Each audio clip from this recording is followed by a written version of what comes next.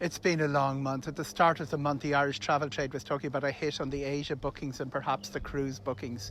The aviators, the leaders of the 5 major European airlines, when they got together in Brussels on March the 3rd, they were talking about a little bit of a hit at the end of the first quarter. They were hopefully making it to Easter, and then things would improve. The real damage will be done to European aviation. That's a very, very big implications for the scale of the refunds that will be sought by consumers. Under the law, when coronavirus broke out, customers are entitled to refunds. The bills that they will be facing are enormous, especially the long-haul carriers. Lufthansa are looking at something like 3.5 billion. IAG, which owns British Airways, Iberia and Aer Lingus, are looking at 3 billion. Air France, KLM looking at 3 billion as well. About 780 million for EasyJet, and maybe 740 million for Ryanair, who carry more passengers, charge a slightly lower average fare. Air France are talking about offering the refunds after 1 year. One of the English airlines is talking about after 2 years. And of course, all of them are looking to vouchers as a solution. Aer Lingus are offering 110% of the fare price. The Irish travel trade between tour operators and travel agents is worth €1.4 billion. They're also facing these customers demanding the refunds. They don't have the money. The airlines, the suppliers, the cruise lines have their money. They're unable to give it back. It's taken a little while for realisation of the scale of this problem to get through. It hasn't happened yet, but at least dialogue is taking place in several European countries. As these airlines look for state aid, Alitalia very spectacularly renationalised by the Italian government. Even Norwegian was getting state aid.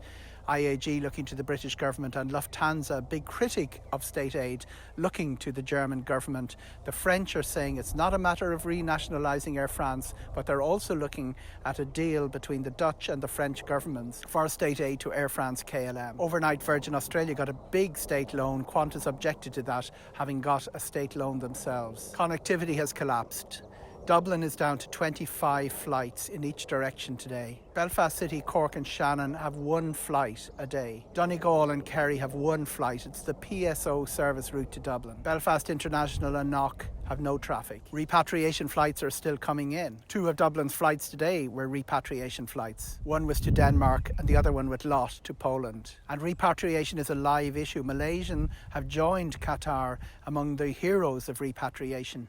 They've put extra flights onto Australia and, crucially, 10 flights to New Zealand, which was not as well served as Australia for getting people home. Qatar have put extra flights on, in addition to the 4 they have scheduled to Dublin in the coming weeks. And we have those crucial links to Chicago, Boston and New York, 1 flight a day from Aer Lingus. Otherwise, it's 3 or 4 flights each from Ryanair and Aer Lingus to Britain. We also have some in France, some in Germany, Amsterdam, Brussels and 2 cities in Switzerland. Change policies in the cruise line. A big development today, Royal Caribbean. They have a pretty generous one for waiver of change fees. They've pushed that to July the 30th.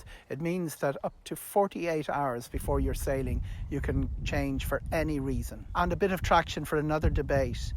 Close the borders, close the airports, getting a fair bit of airplay in the last 2 days. This is very strange because we have 5 flights in the air to and from Beijing from Aer Lingus A330s bringing home medical supplies. On the other side of that debate, we have the European Health Commissioner, Stella Kyriakides. She says closing the border is ineffective and counterproductive. And of course the World Health Organization. Mike Ryan, originally from Sligo, Bruce Aylward and Dr. Tedros Adhanom Ghebreyesus, they say that closing borders does more damage than the epidemiological disaster in the first place. And they've a bit of experience of this, having come through H1N1, SARS, Zika and Ebola. Tomorrow, April, brings a new month with the same old problems. How close we are to resolving them remains to be seen.